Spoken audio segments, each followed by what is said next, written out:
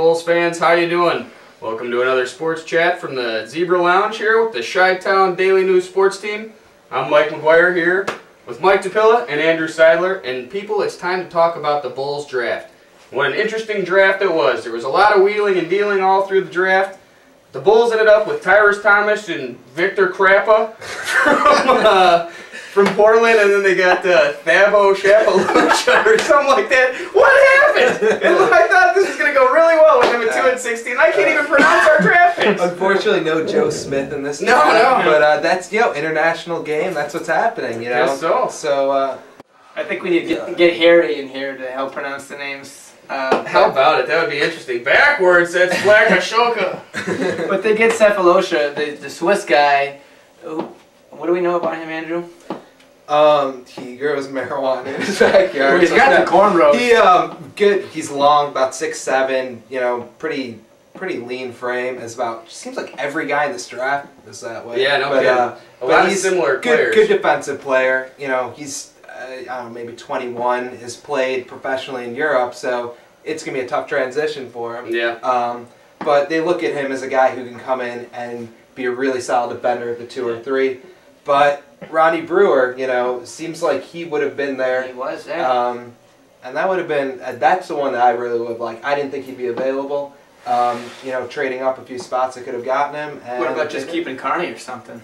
Yeah, I don't know if Carney fits in. He's more of a perimeter scorer, and I don't think that.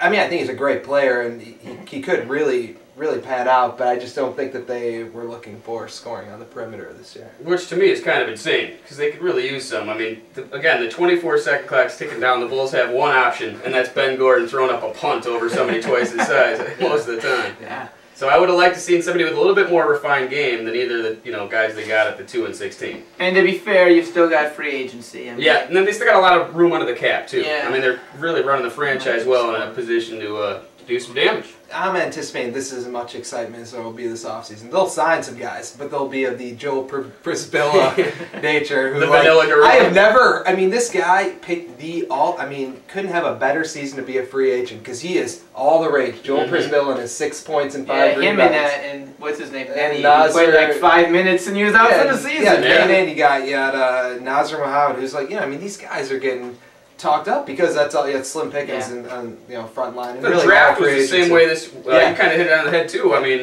you got a bunch of guys with the same body type, same skill set. Not they're listed as transition players, not great.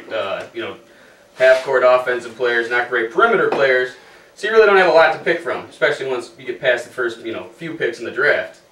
And well, the Bulls certainly made it interesting, to say the least. So I guess that's the state of the affairs for the Bulls right now. Could have gone better, folks, but I guess the proof will be what kind of team they put on the field, the court next year. For Mike and Andrew, I'm Mike, signing off.